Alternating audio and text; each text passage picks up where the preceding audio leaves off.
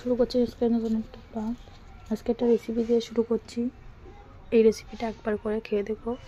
হাত চারটে বাড়ির সবাই খাবে, ছোটো থেকে বড়ো সবাই পছন্দ করে। প্রথমে দিয়ে দিচ্ছি দুটো শুকনো লঙ্কা বড়ো।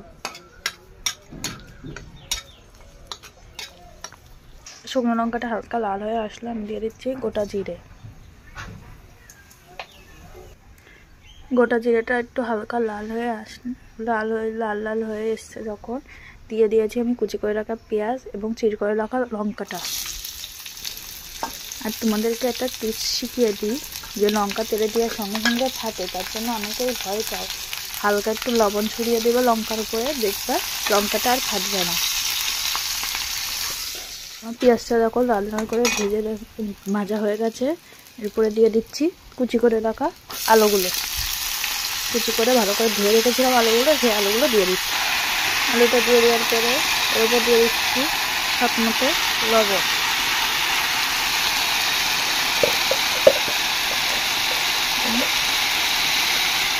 সামান্য হলুদ গুঁড়ো। এই রেসিপিটা করলে ভাত একটু বেশি রান্না করবো, একবার ট্রাই করে দেখো, আশা করি ভালো লাগবে। আমার বাড়িতে ছোটো থেকে বড়ো সবাই এই রেসিপিটা খুব পছন্দ করে, সেই জন্য ভাবলাম তোমাদের সাথে একটু শেয়ার করে দিই। ভালো করে এটা ভাজা হয়ে যাচ্ছে। আমি এখন একটু পরিমাণ মতো হালকা জল দিয়ে আলুটা সিদ্ধ হওয়ার জন্য 5 মিনিট ঢেকে রাখবো।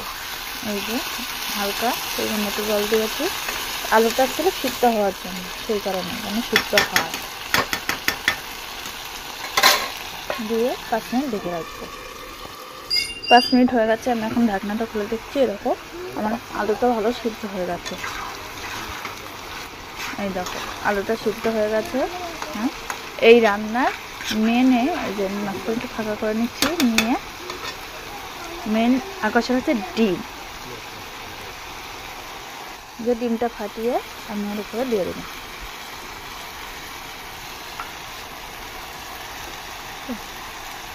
এই ডিমটা দিয়ে এই যে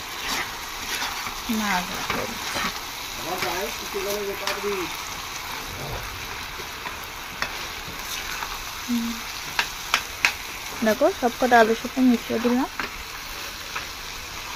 এটা হচ্ছে এই জন্যই বাচ্চারা খুব পছন্দ করে, না ঝাল হবে না কিছু, এই জন্য বাচ্চা থেকে বুড়ো সবাই খেতে পারবে।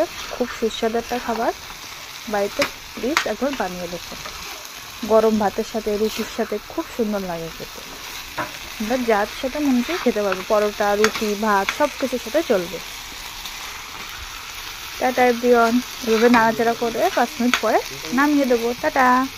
আশা করি সবাই ভালো থাকবে, সুস্থ থাকবে। দেখা হচ্ছে নেক্সট ব্লগে।